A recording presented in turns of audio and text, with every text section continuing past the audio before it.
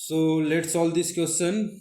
Given that the angles of triangle are in arithmetic progression, the ratio of its biggest and lowest angle given in radians and degree respectively is pi ratio 60.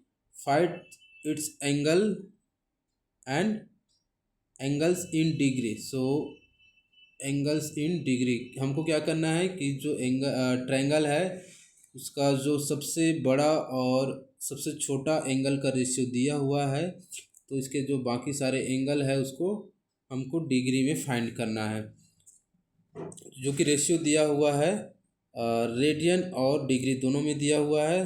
तो चलिए इस question को हम solve करते हैं। जो दिया है उसको हम पहले लिख लेते हैं, या फिर जो एंगल है उसको लेट मान लेते हैं कि let angle of the triangle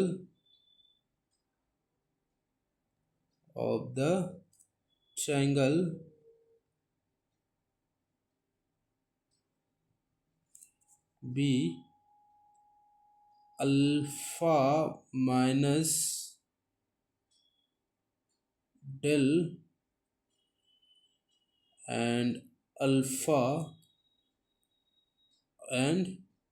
alpha plus del. ये जो तीन एंगल है ऐसा लेने के कारण है क्योंकि जो एंगल है वो है हमारा अरिथमेटिक प्रोग्रेशन में। सो इतना इतना डिग्री दिया ले लेते हैं, मान के चलते हैं कि जो ट्रायंगल का तीन एंगल है वो alpha minus del, alpha and alpha plus del होगा, जिसमें सबसे lowest angle alpha minus del है और biggest angle alpha plus del होगा। सो हम जानते हैं कि अगर सबसे पहले तो कि तीनों एंगल को जब हम प्लस प्लस करेंगे तो उसका सम जो है 180 डिग्री का आएगा। तो तीनों को प्लस कर देते हैं, alpha minus del plus alpha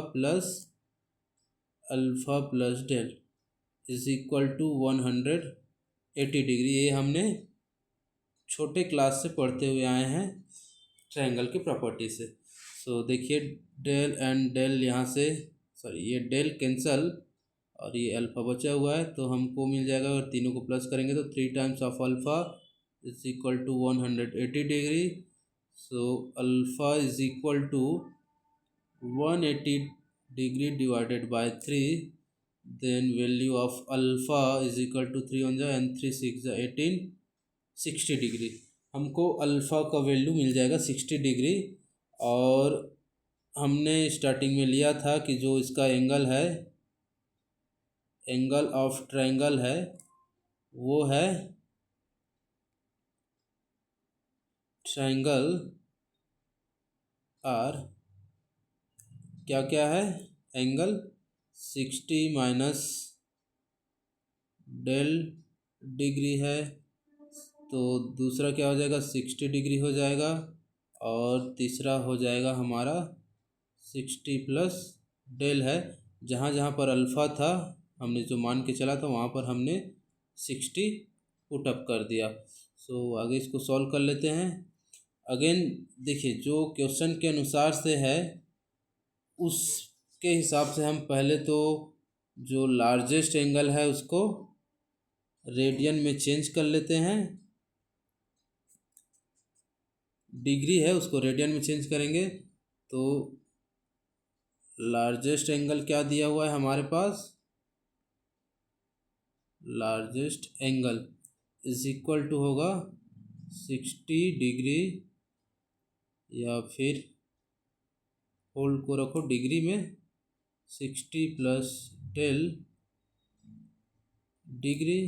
इसको अगर रेडियन में हम चेंज करेंगे तो ये हो जाएगा 60 plus del divided by 180 into pi. तो ये हो जाएगा अपना रेडियन में। उसके बाद जो स्मॉलेस्ट एंगल है उसको भी ले लेते हैं, स्मॉलेस्ट एंगल दिया हुआ है 60 minus del degree. So according to question, देखिए इसको हम रेडियन में चेंज नहीं करेंगे क्योंकि हमारा जो रेशियो क्वेश्चन में जो दिया है रेशियो, एक तो बिगेस्ट एंगल है वो है रेडियन में और स्मॉलेस्ट एंगल है डिग्री में। तो हम क्या करेंगे, इसको डिग्री में ही रहने देंगे। और क्वेश्चन के अनुसार जो बोला गया है कि दोनों का रेशियो जो है π/60 है, तो हम उस फॉर्मूले में इसको पुटअप कर देते हैं। सो अकॉर्डिंग टू क्वेश्चन क्या हो जाएगा, अकॉर्डिंग टू क्वेश्चन ये हो जाएगा 60 + del π डिवाइडेड बाय 180, रेशियो करके ले लेंगे 60 - del is equal to pi by, या फिर पाई रेशियो हो जाएगा ये 60। सो दोनों को हम डिवाइडेड फॉर्म में लिख लेते हैं। तो ये हो जाएगा 60 + del पाई डिवाइडेड बाय 180, फिर टोटल का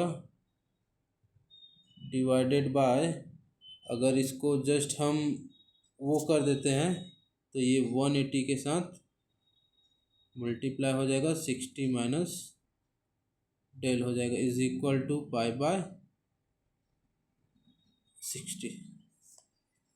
तो ये हो गया। अभी क्या कर देंगे हम, दोनों तरफ से पाई एंड पाई कैंसिल कर देंगे। इधर है 60 को हम ट्रांसफ़र कर देते हैं तो ये चला जाएगा ऊपर।